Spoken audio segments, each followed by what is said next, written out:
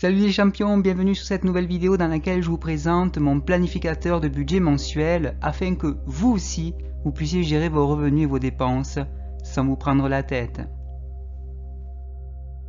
Si vous êtes sur cette chaîne, c'est que vous aussi voulez réussir votre projet de vie. Et pour y arriver, vous devez savoir comment bien gérer votre argent.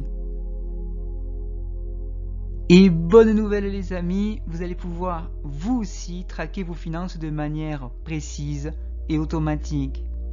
Le budget mensuel que vous voyez défiler à l'écran est opérationnel tout de suite. Et je vais vous faire une petite confession, c'est un budget qui a été fait au laser. Ça veut dire quoi? Ça veut dire que j'ai géré les formules Excel pour vous. Pourquoi? Afin d'automatiser le système pour qu'il soit simple, efficace, opérationnel tout de suite pour tout le monde. Et je peux vous dire qu'il m'a rendu beaucoup de services. Ça fait déjà plusieurs mois qu'il est sur la route de ma sérénité financière et je ne peux plus m'en passer personnellement. Donc j'ai décidé de le partager à la communauté. Pour ceux que ça intéresse, mon planificateur de budget mensuel, il est en promo pour son lancement et pour une certaine durée. Je vous laisse le lien en description sous cette vidéo. Donc oui, regardez bien cette vidéo qu'on va voir comment utiliser cet outil ensemble et ensuite passer à l'action. Prenez soin de vous, libérez-vous l'esprit, gérez bien vos finances personnelles. Et sans plus attendre, c'est parti pour l'accompagnement.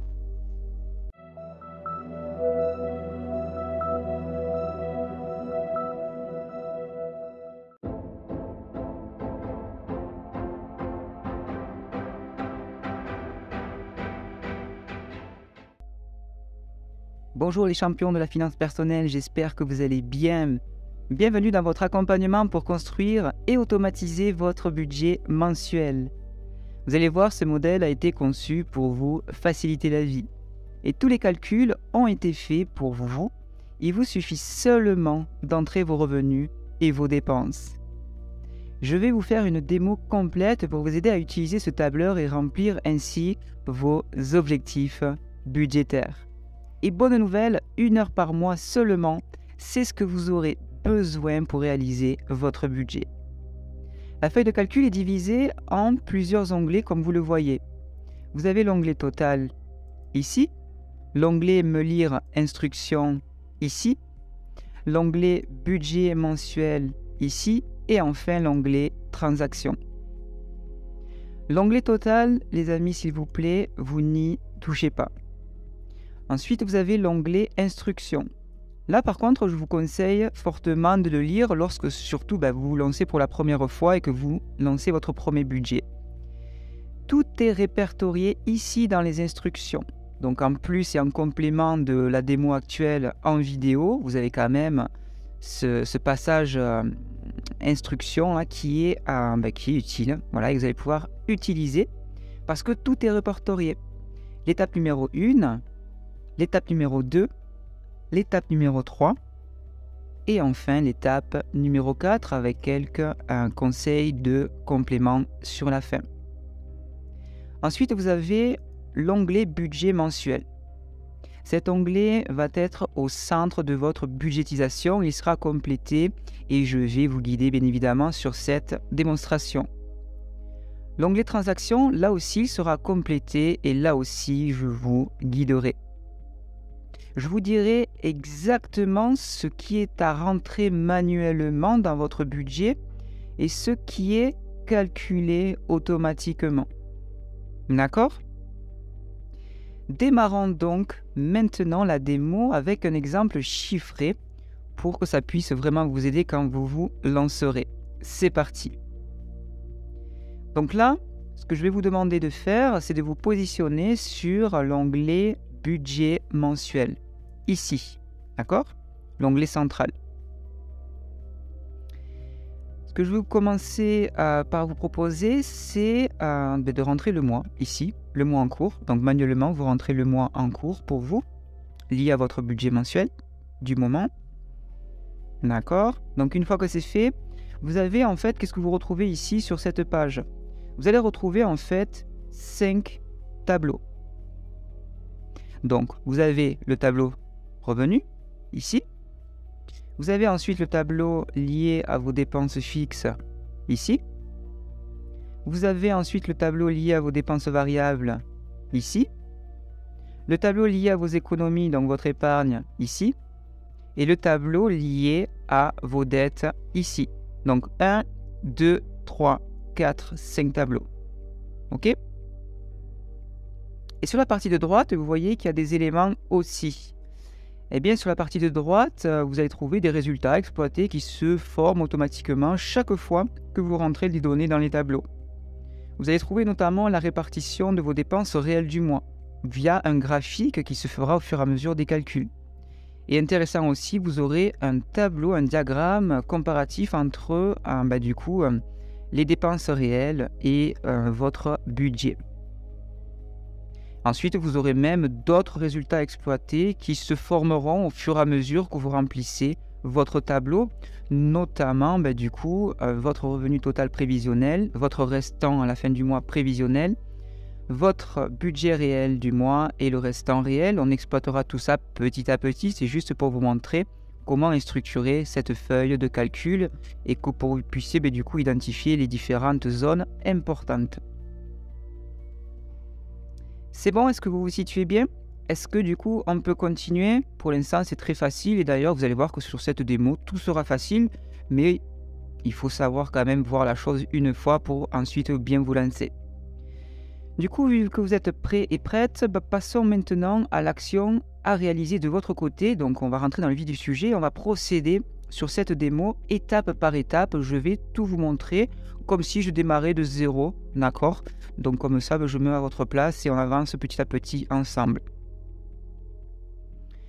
Donc ce qu'on va faire, c'est qu'on va commencer par vos actions de début de mois. Donc on va procéder à l'étape numéro 1. Dans l'étape numéro 1, ce que je vais vous demander de faire, c'est d'enregistrer vos revenus prévus, ici. Je vais vous demander ensuite d'enregistrer en début de mois vos dépenses prévues fixes, ici. Vos dépenses variables prévues ici, ainsi que vos économies prévues ici pour le mois en cours et vos dettes prévues pour le mois en cours, si vous en avez. Donc tout d'abord, on va procéder à la première action ensemble. Je vous ai dit, on va voir tout ça étape par étape. Donc tout d'abord, on va rentrer vos revenus prévus, d'accord? Et ce sont des revenus nets prévus pour ce mois-ci. Donc par exemple, ici, je vais vous demander de rentrer le vôtre. Moi, je vais rentrer un exemple quand même. Je tape 1000 € net gagnés ce mois-ci et je tape entrée. Et ensuite, je sais que j'ai par exemple une aide au logement de 200 €.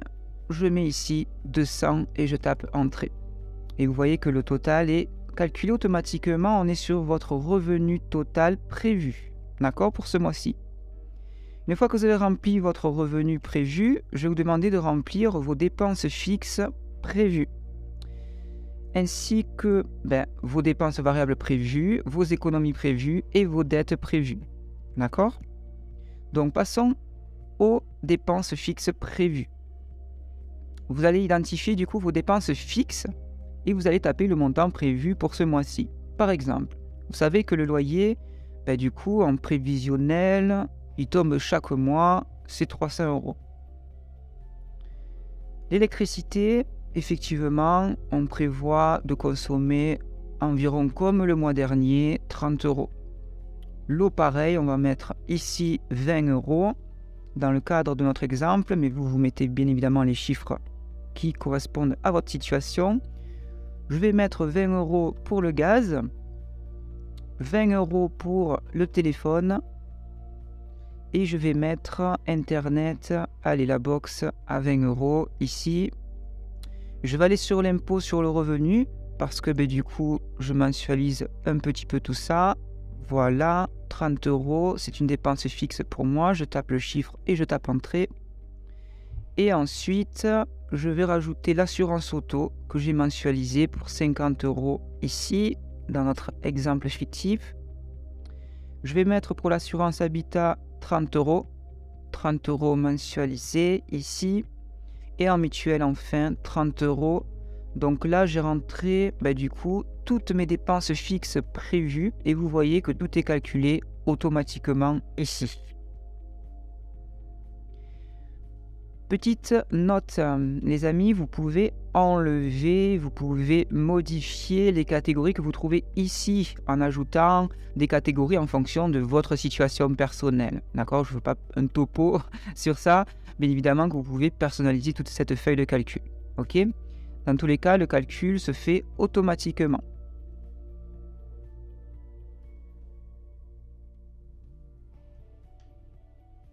Donc là, on va continuer sur nos dépenses variables prévues. On va rentrer du coup ce que l'on prévoit de dépenser par exemple sur ce mois pour l'épicerie. Donc ici je vais mettre par exemple 120 € de dépenses prévisionnelles pour mon épicerie sur ce mois.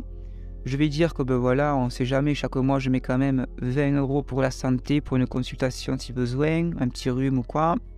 Le restaurant, on se fait plaisir, on va mettre 80 €.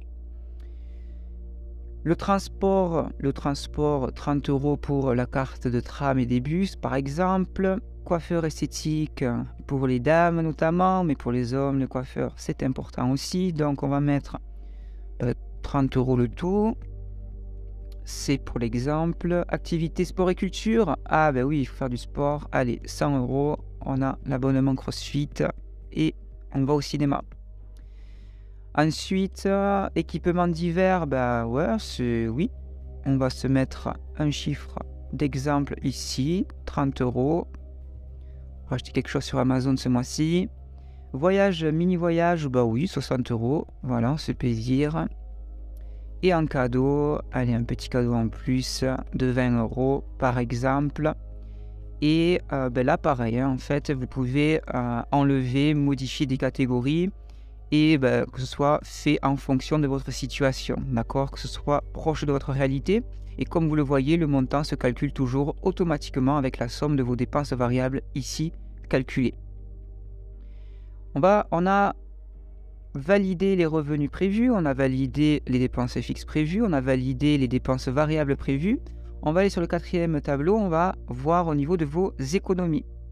Pour les économies, vous allez déterminer et taper l'économie que vous prévoyez de mettre de côté pour ce mois-ci, en gros votre épargne. Par exemple, moi je sais que du coup, je mets une épargne de sécurité de 100 € par mois, d'accord? Donc c'est votre épargne ici. Bien évidemment, vous pouvez là aussi enlever, modifier les catégories ou en ajouter en fonction de votre situation. D'accord? Donc là, je vous laisse remplir votre élément. Le temps pour moi. Voilà. Est-ce que c'est fait de votre côté? Vous êtes bien? Vous avez rentré vos économies? Votre épargne, c'est important. Il faut toujours penser à l'épargne. Et ensuite, du coup, vous savez vers quel poste de dépense on va aller. Eh bien, on va regarder un petit peu le poste des dettes. Donc, au niveau des dettes, là, pareil, on va remplir la colonne prévue. Et par exemple, moi, je sais que j'ai un prélèvement de 60 € pour un crédit conso de ma banque. Donc, voilà, je sais que c'est prévu et je sais que ça tombe chaque mois. Donc, vous pouvez, du coup, remplir ces 5 éléments. Revenus prévus, dépenses fixes prévues, dépenses variables prévues, économie prévue et dettes prévues. Et on est en début de mois. C'est une action que vous faites en chaque début de mois. Quand vous avez rempli votre revenu prévu et les postes de dépenses prévus, vous pouvez jeter un coup d'œil en haut à droite et vous allez voir si le restant prévisionnel ici est supérieur, inférieur ou égal à 0. D'accord? Donc là, vous voyez que votre revenu total prévisionnel reprend ici le total que vous avez mis ici en prévu, 1200 €. Et ici, le restant prévisionnel, du coup, c'est votre revenu prévu moins les dépenses fixes prévues, moins les dépenses variables prévues, moins l'épargne que vous mettez de côté chaque mois et moins le crédit conso que vous avez. Ça vous donne le restant prévisionnel. D'accord? Donc, si vous avez rempli ces chiffres-là comme moi sur la démo, là, par exemple, on a 0 € de restant prévisionnel. Vous avez en fait 3 scénarios possibles ici, au niveau du résultat. Si le résultat est égal à 0 comme ici, votre budget prévisionnel est à l'équilibre. Si le résultat ici est supérieur à 0, vous avez un surplus prévisionnel. Donc là, si c'est le cas pour vous, voyez si vous pouvez épargner un peu plus. Si le résultat par contre est inférieur à 0, alors là il y a un déficit prévisionnel, vous allez revoir vos dépenses prévisionnelles, d'accord? Vous allez voir s'il y a des postes un petit peu superflus que vous pouvez enlever ici, d'accord? Ou voir si vous pouvez augmenter vos revenus, ok? Donc, on est bon déjà. Ensuite, on est donc au début du mois. Et vous avez fait déjà pas mal d'actions, vous avez bien avancé, vous avez rempli vos revenus nets prévus et dépenses prévues pour le mois en cours. Pour gagner du temps, d'accord, parce que je veux que vous soyez efficace, pour gagner du temps sur votre travail de fin de mois, je vous propose d'inscrire toujours en ce début de mois les revenus, les dépenses, économies et dettes fixes, d'accord, dont vous êtes certain qu'elles seront réelles, car tout simplement sujet à des virements ou transferts automatiques. Par exemple, vous savez que vous avez mis en prévu votre salaire, mais bon, il y a de très grandes chances que votre salaire est le même chaque mois, donc vous pouvez directement, début de mois, mettre votre salaire prévu en réel, quoi, d'accord? C'est comme votre loyer.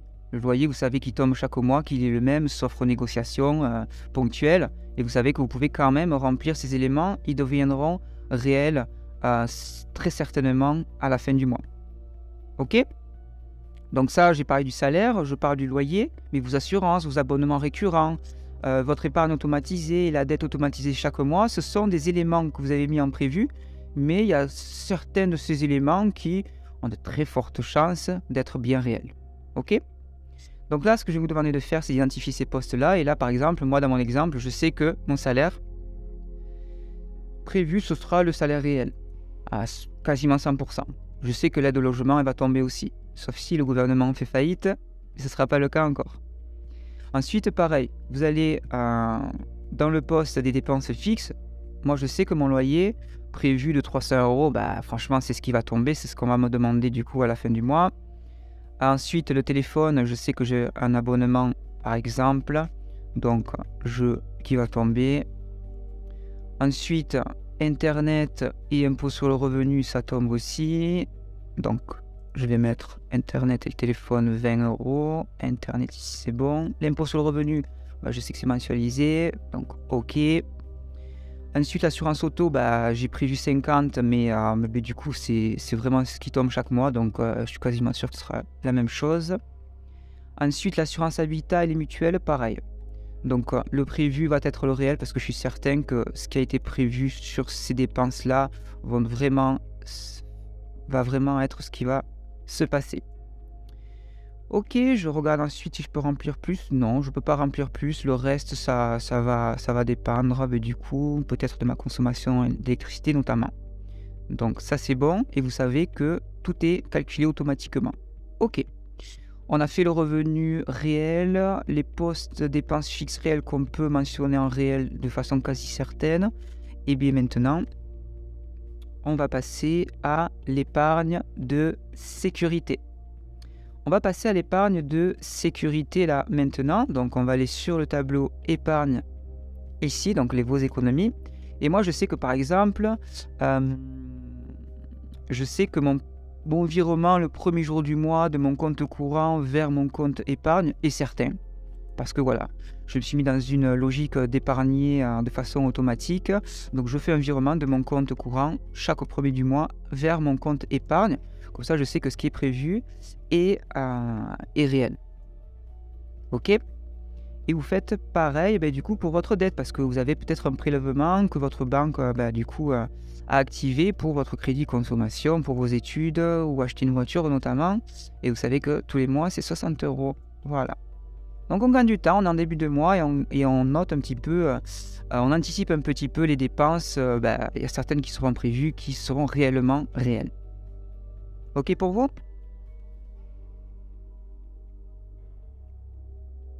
Donc bravo à vous, parce que déjà vous avez bien avancé. Vous avez bien avancé vos tâches de début de mois. On va dire que 25% est fait. Donc c'est parfait. Maintenant, je vais vous donner une astuce. Au cours du mois, je vous suggère de traquer au fur et à mesure chaque dépense dans le tableau concerné. Vos dépenses réelles, d'accord? Pourquoi? Parce que cela vous fera gagner du temps à la fin du mois. Si vous ne traquez pas vos dépenses au fur et à mesure ici dans ce tableur, il faudra bien noter chaque dépense ou les mémoriser pour remplir les données réelles à la fin du mois. D'accord? Faites ce qui vous convient le mieux tant que cela reflète bien votre réalité pour ensuite prendre des décisions basées sur la réalité. Ok? Parfait. On va maintenant passer aux dépenses variables en réel. Et j'ai une note très importante à vous faire passer là maintenant sur cette démo. S'il vous plaît, ne tapez pas manuellement de chiffres dans la colonne dépenses variables réelles. Cette colonne, d'accord? Pourquoi? Parce que tout simplement, elles contiennent des formules pratiques qui les mettent à jour automatiquement pour vous en fonction de ce que vous avez inscrit manuellement dans l'onglet Transactions ici. Ce qui se passe en fait, c'est que par exemple, je vous le montre ici, c'est qu'il y a une formule sur la cellule épicerie en réel. Épicerie en réel. Vous voyez cette belle formule-là? Ne la cassez pas. Ça veut dire ne rentrez pas d'éléments manuellement. Ok? En tout cas sur cette colonne uniquement. C'est important. Parce qu'en fait, ce qui se passe, c'est que le système va vous demander tout simplement d'aller rentrer vos dépenses variables réelles dans l'onglet Transactions que vous voyez ici. Et c'est dans cet onglet Transactions que vous allez rentrer vos dépenses variables réelles du mois en cours. Donc, allez voir d'ailleurs de votre côté dans cet onglet Transactions, d'accord, vous allez tomber sur cette page-là. Et là, vous allez taper la date de la dépense, le montant de la dépense réelle, la description ici de la dépense réelle variable, et vous allez l'associer à une famille, comme parce que vous voyez ici qu'il y a une liste ici de choix. Et à quoi correspond cette liste de choix? Mais tout simplement, on va revenir dans le budget mensuel, ici, à ces catégories. Vous avez vu, épicerie, santé, restaurant, jusqu'à catégorie 12, 13, etc. On va dans transactions, et là vous avez votre catégorie. Et vous avez même ici d'autres à ajouter si vous le souhaitez. Ok? Donc retenez bien une chose, c'est que au niveau des dépenses variables réelles, ici il y a des formules sur toute la colonne ici, donc on n'y touche pas et on va rentrer manuellement. Je vais vous montrer les éléments ici. Parfait. Donc là par exemple, on va aller, du coup, on est au cours du mois, petit à petit on a des dépenses variables réelles du coup qui sont activées, du coup vous dépensez, c'est normal. On va dans transactions et par exemple le 1er janvier 2023, vous mettez, allez, vous êtes allé faire des courses à Lidl, hop, et vous mettez 30 €. Vous faites vos courses à Lidl avec un montant fixe, ok, vous y tenez, voilà, première semaine, deuxième semaine, troisième semaine et quatrième semaine. Donc vous mettez la date, le montant, vous décrivez rapidement et vous associez cette dépense à une grande famille que vous sélectionnez dans la liste déroulante. Donc ici 30 € et le 24, voilà, pareil 30 €. Donc chaque fois vous rentrez la date, d'accord, le montant, vous mettez une petite description manuellement, ça c'est à vous de taper, et ensuite vous l'associez surtout important à une grande famille. Et qu'est-ce qui se passe? Donc là, vous voyez, on va aller voir dans budget mensuel, et vous voyez qu'ici en réel, voilà, ça m'a calculé ici les éléments automatiquement. 30 plus 30 plus 30 plus 30, et vu que c'est l'épicerie, du coup ici en épicerie, il va me mettre l'addition de ces 3 fois 30 €, soit 120 €. Ok? Donc ensuite, ce que vous allez faire, c'est que du coup, au cours du mois, vous allez petit à petit remplir tout ce tableau finalement avec l'ensemble des dépenses qui sont liées à ces éléments ici. Ok? Astuce. Donc astuce, je vais vous donner une astuce. Comme moi par exemple, si vous voulez bien tenir votre budget, vous pouvez utiliser la méthode des enveloppes. Et par exemple, pour votre budget épicerie ou plaisir comme les mini-voyages ou l'habillement, d'accord, vous pouvez par exemple tout simplement utiliser la tactique, la méthode des enveloppes, et pour chacun de ces postes de dépenses, Par exemple, l'épicerie. Ben, pour l'épicerie, ce que vous allez faire, c'est que vous allez retirer en espèces les 120 € de prévu pour votre budget épicerie pour ce mois. Vous allez mettre ces 120 € en espèces dans une enveloppe que vous allez marquer comme budget alimentation mois de juin. Et vous n'allez pas dépenser plus que ce qu'il y a dans l'enveloppe pour ce poste de dépense qui est l'épicerie pour ce mois-ci. D'accord ? Et du coup, si vous faites cette tactique-là, vous, c'est simple. Hein. Vous savez que vous pouvez mettre au 1er janvier 120 € de montant, course du mois, et vous mettez épicerie. Comme ça, vous rentrez qu'une ligne. OK ? Vous pouvez faire pareil pour le budget plaisir, par exemple. Hein, vous retirez la somme en début de mois, vous mettez dans une enveloppe budget plaisir, et vous rentrez dans l'onglet transactions ici l'élément sur une ligne. D'accord ? Budget plaisir, par exemple, voilà, vous pouvez ensuite sélectionner. Mais parfait, donc vos actions de début et en cours de mois sont faites. Voyons maintenant ce qu'il y a à faire en fin de mois. Et on va passer du coup à l'étape numéro 2, les actions à faire à la fin du mois. Donc à la fin du mois, enregistrez vos revenus réels, si ce n'est pas déjà fait. Enregistrez ce qui reste en dépenses fixes réelles. Enregistrez ce qui reste à enregistrer du coup au niveau des dépenses variables réelles via le tableau transactions. Enregistrez votre épargne réelle que vous avez mis réellement de côté. Et à la fin du mois, bien sûr, validez aussi la dépense réelle liée à vos dettes. Donc, c'est ce qu'on va faire là ensemble. Vous avez vu qu'on a anticipé déjà pour le salaire et l'aide au logement. On vérifie que réellement, c'est ce qui est arrivé. C'est le cas, donc on est bon. Ensuite, qu'est-ce qui nous manque à remplir ? L'électricité et l'eau, vous savez quoi ? C'est exactement pareil que ce qui a été prévu. Donc, on va mettre les mêmes montants. Voilà. Ici, pour le gaz, 20 €. Voilà. Qu'est-ce qui nous manque ensuite ? Voilà, à peu près, tout est mis. Impeccable. Excellent, excellent. Donc, au niveau des dépenses fixes réelles, on est bon et le total est calculé automatiquement. Prévu et réel. Parfait. On va continuer sur vos économies, d'accord ? Je garde pour la fin les dépenses variables réelles parce qu'on ira dans transactions, mais je le garde sous le coude. On regardera ça dans quelques secondes. Économie, c'est facile en fait. Hein. Donc vous rentrez ce que vous avez réellement économisé. Donc si vous avez mis un virement, du coup, le prévu devient le réel. Regardez bien que ce soit la réalité. Et pareil au niveau des dettes. OK. Ensuite, on va passer à l'étape numéro 3 et on va remplir vos dépenses variables réelles via l'onglet transactions. OK ? Donc vous savez maintenant comment finaliser le budget. Maintenant, on va finir par remplir le dernier élément via l'onglet transactions. Donc ce qu'on va faire, c'est qu'on va retourner dans transactions. Et par exemple, on va soit au fur et à mesure au cours du mois, soit à la fin du mois, vous allez tout noter, vous mettez tout ça dans votre tableur. Et je vais faire ça avec vous maintenant. Donc ici, on va mettre 20 € parce que je suis allé chez le médecin pour un rhume, par exemple.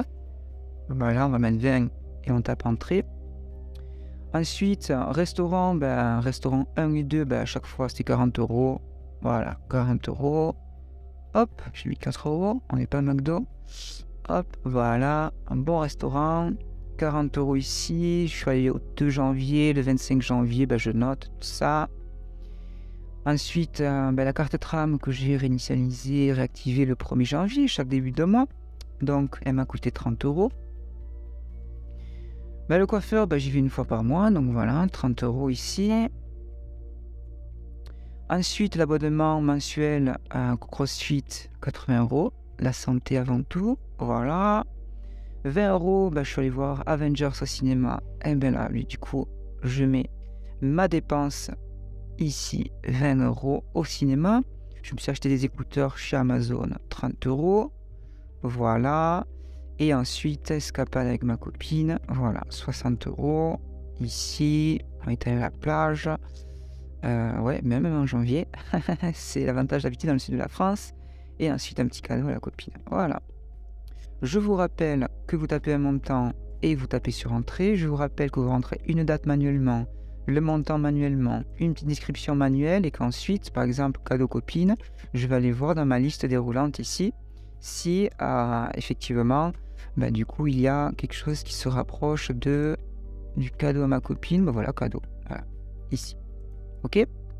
On va retourner sur budget mensuel et vous voyez que dans les dépenses variables réelles, tout a été repris ici. Ok? Et autre chose que je voulais vous signaler, vous pouvez enlever, modifier, rajouter des éléments. Si par exemple vous voulez les modifier ici, vous modifiez épicerie, vous mettez autre chose, d'accord? Je pense que tout le monde a besoin d'épicerie, donc j'ai essayé de mettre quand même des choses qui se rapprochent de la réalité de chacun. Si par exemple vous voulez rajouter quelque chose ici, par exemple, qu'est-ce qu'on pourrait rajouter? Des livres. Allez, vous êtes un lecteur, peut-être comme moi. Et souvent, vous achetez des livres, voilà, chaque mois, livre, voilà, par exemple. Et bien, regardez, au lieu de la catégorie 12, on l'a remplacé par livre. Ici, dans transaction, vous aurez une catégorie qui s'appellera livre à la place de catégorie 12, vous voyez? Donc, vous pourrez toujours remplacer des éléments en fonction de votre réalité. Ok, donc on est bon, on a bien avancé. Donc on va faire un petit point. Donc vous savez maintenant comment finaliser votre budget. Maintenant que tout est rempli, jetez un petit coup d'œil sur les chiffres de bilan que vous voyez sur le côté droit. Sur la droite, de haut en bas, les chiffres à observer sont les suivants. Votre restant réel, donc ce qui vous reste en poche à la fin du mois. D'accord? Ensuite, vous allez observer les résultats liés à ce beau petit graphique ici, la répartition des dépenses réelles sur le mois. Là, par exemple, je sais que 550 € ont été alloués à mes dépenses fixes, 490 € à mes dépenses variables, mes économies 100 € et mes dettes à 60 €. Donc là, un petit visuel pour vous donner en un coup d'œil, du coup, où vous en êtes, c'est vraiment sympa. Ok. Ensuite, du coup, ce sera à vous de faire votre bilan personnel, de reproduire ce qui fonctionne et d'ajuster ce qui ne fonctionne pas pour le mois suivant. Donc les questions que je vous propose de vous poser quand vous avez fait votre budget, les amis, c'est tout simplement, est-ce que votre compte est à l'équilibre? Est-ce qu'il est en croissance ou en déficit? Donc vous le voyez ici par exemple avec le restant réel. Comment je me sens? Plutôt bien, plutôt mal avec ces chiffres-là qui arrivent parce que en plus des calculs, moi je veux que vous mettiez dans une logique émotionnelle parce que un budget de vie, c'est un calcul, c'est donc un lien mathématique, mais c'est un lien émotionnel parce que quand même, c'est votre vie, d'accord? Et on est des humains. Donc, posez-vous ces questions, comment vous sentez, tout simplement, avec ces premiers chiffres, voilà, suite à votre premier budget que vous avez mis en place sur ce mois. Autre question, avez-vous éventuellement une idée pour augmenter vos revenus nets sur le mois suivant? Pourquoi pas? Toujours se poser ce genre de questions pour faire travailler le cerveau. Observez ensuite vos dépenses de postes fixes et variables ici. Et posez-vous cette question, quel poste de dépense pourrait être réduit ou optimisé sans diminution de votre épanouissement personnel? Posez-vous ces genres de questions et enlevez certains superflus, d'accord, qui ne diminueraient pas forcément votre qualité de vie, ok? Et prenez une décision significative chaque mois, voilà, prenez une décision, pivotez si nécessaire, une décision qui vous permettra d'avoir un résultat significatif et ensuite, ce que je vous conseille, c'est de vous obéir et de vous discipliner sur du coup le mois qui suit. L'étape numéro 4, vous allez répéter tout simplement l'opération que l'on vient de faire ici chaque mois. Et pour automatiser et répéter le processus, vous allez tout simplement ici dans du coup fichier, vous allez en haut à gauche et vous allez cliquer sur créer une copie et vous allez pouvoir faire une copie pour le mois suivant. Par exemple, vous pouvez modifier le nom du fichier ici mon budget mensuel vierge, vous pouvez mettre mon budget mensuel pour le mois de janvier 2023 par exemple, ok? Donc voilà, et vous aurez, vous pouvez du coup enlever les chiffres et remplir les chiffres liés à votre mois de janvier, par exemple. Donc voilà, tout est à peu près dit. Je vous rappelle que sur l'onglet total, vous ne remplissez rien. Me lire instruction, vous pouvez le lire, c'est même très conseillé en fait.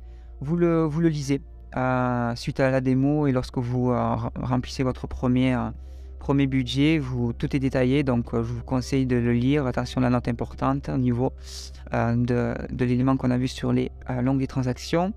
Et voilà, je vous ai mis ensuite des conseils bonus ici.